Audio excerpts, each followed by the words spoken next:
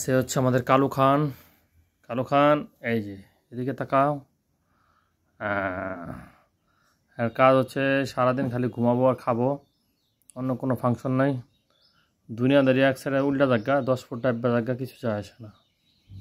কালু খান, সবাই বিড়াল পালবেন। বিড়াল একটা খুব সুন্দর একটা কি বলে যে প্রজাতি।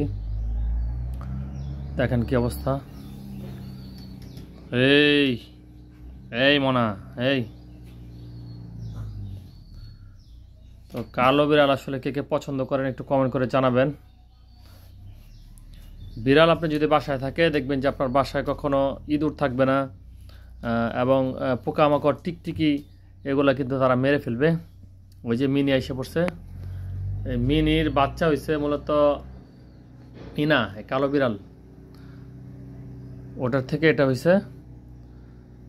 তো বিড়াল পাললে একটা জিনিস সমস্যা হয়, ঘর দর একটু নোংরা করে ফেলে, এছাড়া তেমন কোনো প্রবলেম হয় না। যদি আপনার যে খাবারগুলো, যে বাড়তি খাবার, যে খাবারগুলো আপনারা ফেলে দেন, সেই খাবারগুলো কিন্তু তারা খাওয়ার মাধ্যমে আপনাকে উপকার করে।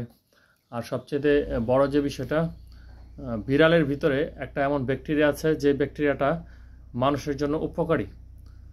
টানা দেয় দেখেন, তো মানুষের রোগবালাই থেকে ভালো রাখে।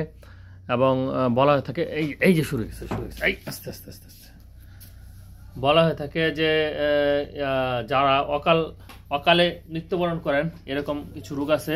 তো সেই রোগ থেকে মূলত বিড়াল স্বস্তি দেয়। মানে বিড়ালের শরীরে যে ব্যাকটেরিয়া আছে, সেই ব্যাকটেরিয়াটা মানুষের জন্য অত্যন্ত উপকারী। এবং বিড়াল আমাদের হুজুর সাল্লাল্লাহু আলাইহি ওয়াসাল্লাম পছন্দ করতেন, সাহাবীরা পছন্দ করতেন। তো ইসলামিক দিক দিয়েও বিড়াল একটা ভালো প্রজাতির প্রাণী। তো সবাই আমরা বাসায় বিড়াল লালন পালন করব। তো ওই দিকটা দিয়ে মিনি, এই যে মিনি দেখে, এই যে উনি কিন্তু প্রেগনেন্ট। উনি প্রেগনেন্ট, অল্প কিছুদিনের মধ্যে আবার মনে হয় বাচ্চা দিবে, বাচ্চা দেওয়ার সময় হয়েছে। তাই উনি অন্য কোনো বিড়ালরে সহ্য করেন না, একা একা থাকতে ভালোবাসেন। পুরোপুরি মানুষের মতো একেবারে সেফ থাকেন, কোনো জঞ্জালের ভিতরে নাই। এই বেটা, এই মনু হচ্ছে মনু মিয়া। যাই হোক, মিনি মিনি দেখেন তাকায়, মিনি। একটা মানুষ যেমন প্রেগনেন্ট হলে অসুস্থ হয়, ঠিক বিড়ালও ঠিক সেরকমই, আর বাইরে না।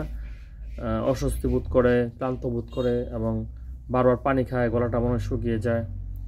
তো আমরা যারা বিড়াল লালন পালন করি মাশাআল্লাহ, আর যারা করি না তাদেরকে বলবো যে আপনার আশেপাশে বিড়াল দেখবেন যে অনাহারে থাকে, তাদেরকে আপনাদের খাবারের উচ্ছিষ্ট অংশটা আপনারা দিয়ে দিবেন, কারণ পশু হিসেবে তাদেরও কিন্তু অধিকার রয়েছে।